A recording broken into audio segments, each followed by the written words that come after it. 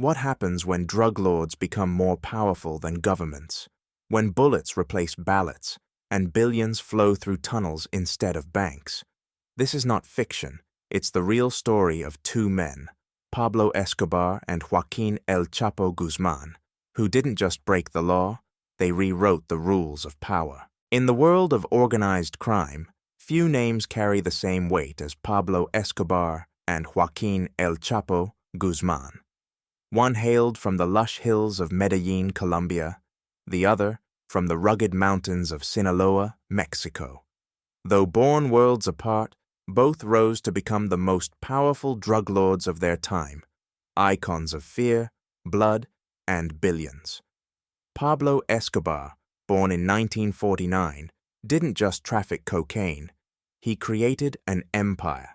By the mid-1980s, the Medellin Cartel controlled over 80% of the cocaine entering the United States. At his peak, Escobar's wealth was estimated by Forbes at $30 billion. But his ambition went beyond profit. He bought politicians, bribed judges, and declared war on the Colombian state. Entire neighborhoods were loyal to him, not because they admired the violence, but because he gave them something the government never did: money, housing, and protection. Joaquin El Chapo Guzmán came from another world. Short in stature, but never in reach, he was the architect behind the Sinaloa Cartel, which would eventually become the most powerful drug organization in Mexico and, arguably, the world. Unlike Escobar, El Chapo didn't seek the spotlight. He thrived in shadows, building a supply chain that moved cocaine, heroin, methamphetamine, and marijuana through an intricate web of tunnels, corrupt officials, and calculated silence. At his peak, Sinaloa trafficked into more than 50 countries and controlled an estimated 25 to 40% of the U.S. drug market. Experts often contrast their personas as symbols of two criminal archetypes: Escobar, the flamboyant narco king who saw himself above the law, and El Chapo, the efficient underworld CEO, whose face was less known than his tunnels. Their methods were different, but the outcomes were disturbingly similar: thousands of deaths, broken states, and billions in illicit trade. Pablo Escobar and Joaquin El Chapo Guzmán didn't just run drug cartels, they engineered entire ecosystems of power, fear, and loyalty. But their paths to control couldn't have been more different. Escobar ruled like a warlord. El Chapo operated like a ghost. Escobar built his empire on spectacle and dominance. His power came not only from cocaine, but from the image he cultivated: the man who gave to the poor, fought the government, and took what he wanted without apology. His Medellin cartel operated like a paramilitary force, heavily armed, disciplined, and absolutely loyal. He used violence as a public statement.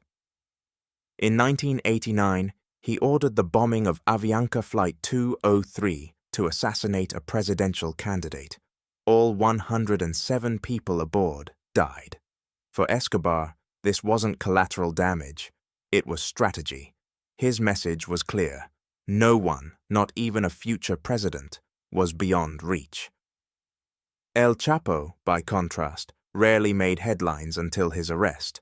He wasn't interested in revolution or image building. His genius lay in logistics. He created tunnels that ran under the US-Mexico border, some stretching over 1 kilometer long, complete with lighting and ventilation. He structured Sinaloa like a multinational corporation, delegating transport, enforcement, and money laundering to specialized branches. Where Escobar used fear to bend people to his will, El Chapo used money, opportunity, and, when necessary, surgical violence. Psychologically, they were also opposites. Escobar was driven by a need to be seen, remembered, even loved. He once burned $2 million in cash to keep his daughter warm while on the run.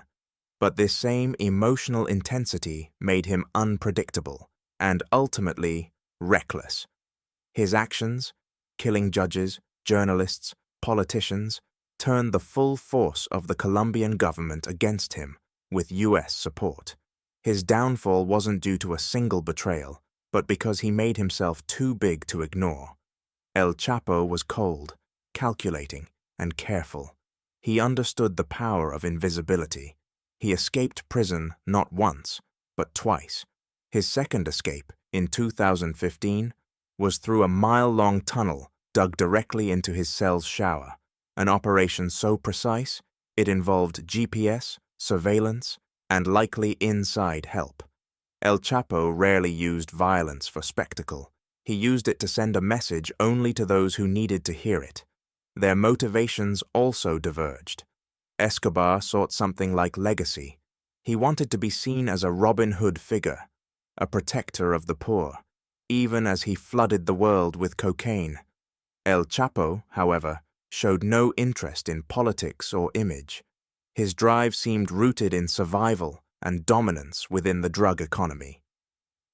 While Escobar tried to enter Colombia's Congress, El Chapo avoided the public eye at all costs, hiding in mountain ranges, always moving, never staying in one place for long. But in both cases, their success depended on the same three pillars: exploitation of poverty, deep corruption within state systems, and an unmatched understanding of logistics. They knew where the system broke down, and they filled those cracks with cash, fear, or both. When measuring the danger of men like Pablo Escobar and Joaquín El Chapo Guzmán, it's not enough to count bodies or dollars. True danger lies in the damage they inflicted on institutions, the corruption they seeded, and the systems they broke, often beyond repair. Both men disrupted not just law enforcement, but the very idea of governance. They turned the state into either an obstacle to be eliminated or a tool to be bought. Escobar's threat was immediate and explosive. In Colombia, he made war on the state. He didn't just bribe judges, he killed them. He didn't just evade arrest, he blew up entire buildings to silence opposition. Between 1984 and 1993, Escobar was directly linked to over 4,000 deaths. These included hundreds of police officers, journalists, and government officials. His most infamous act, ordering the bombing of the DAS building, Colombia's intelligence agency, killed 63 people and injured over 600. These were not quiet murders. They were declarations of war. The Colombian state nearly collapsed under the weight of his campaign. The government launched a full-scale military offensive, backed by U.S. agencies like the DEA and CIA. Escobar responded with car bombs in Bogotá, assassinations, and urban warfare. At one point, Colombia had the highest homicide rate in the world. Experts described this period not as criminal unrest, but as a narco-insurgency, a private empire challenging the very legitimacy of the nation. El Chapo's damage, though less theatrical, was just as corrosive, and perhaps even more dangerous for its subtlety. He didn't destroy the state, he infiltrated it. In Mexico, where systemic corruption was already widespread, El Chapo exploited every crack. Sinaloa Cartel thrived not just because it had guns, but because it had judges, military commanders, prison wardens, and even politicians on its payroll. His 2015 escape from Mexico's most secure prison, through a tunnel dug directly beneath his cell, was made possible by this web of collusion. That wasn't an escape, it was a demonstration of influence. From a global standpoint, El Chapo's cartel lasted longer and spread farther. At its height, Sinaloa trafficked narcotics to over 50 countries, controlling a significant share of the U.S. drug market. His organization adapted quickly, switching supply routes, inventing new smuggling methods, and forming alliances across continents. Escobar's Medellin cartel, in contrast, was largely built around cocaine and focused on the U.S. market. When Escobar fell, his cartel fragmented. When El Chapo was arrested, Sinaloa endured. This durability reflects a deeper kind of threat, one that isn't tied to a single personality, but to a system that can regenerate. According to DEA reports, after El Chapo's capture and extradition, Sinaloa's operations continued almost undisturbed.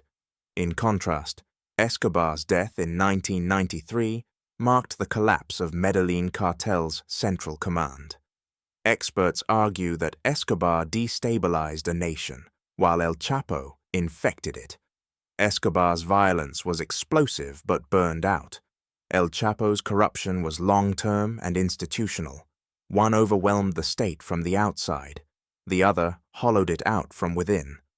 In the end, both men forced governments, particularly the United States, to rethink the war on drugs.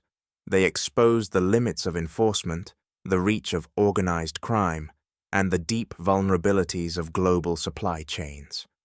Their legacies are not just marked by death tolls, but by the lessons, some still ignored, about how crime mutates, spreads, and survives. Long after their empires began to crumble, the names Pablo Escobar and Joaquín El Chapo Guzmán continue to echo, not just in documentaries or court transcripts, but in the scars left on nations, institutions, and communities still struggling to recover. To compare their legacies is not simply to ask who was more violent or more powerful. It is to understand what kind of damage they left behind and how deep it went. Escobar's legacy is a study in collapse. He turned Medellin into a battlefield and the Colombian state into a hostage. For years, entire cities lived in fear of car bombs, assassinations, and open gun battles. The psychological toll was just as brutal as the physical one. Families altered their daily routines to avoid routes known for cartel activity. Children grew up in neighborhoods where armed teenage lookouts served as the front line of narco warfare. Even today, parts of Colombia carry the ghost of Escobar, not just in blood-stained memories, but in the complicated relationship many citizens still have with his image. In some barrios, he's remembered not as a monster, but as the man who gave them food, shelter, and hope when no one else would. El Chapo, meanwhile, left behind something less visible, but arguably more insidious, a structure that still functions. While Escobar's death marked the near-immediate end of the Medellin cartel, El Chapo's arrest did not end Sinaloa. It merely reshuffled the hierarchy. Today, the cartel still operates across borders, adjusted but alive. This endurance reveals the deeper rot, a system of corruption so embedded, so normalized, that removing a kingpin only clears the way for a successor. From a global crime perspective, El Chapo's model is more dangerous in the long run. He didn't just build a drug empire, he perfected a blueprint. Sinaloa's reach proved that cartels no longer need to rely on flashy violence or charismatic leadership.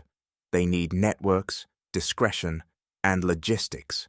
And with this model now exported and imitated, the war on drugs has shifted.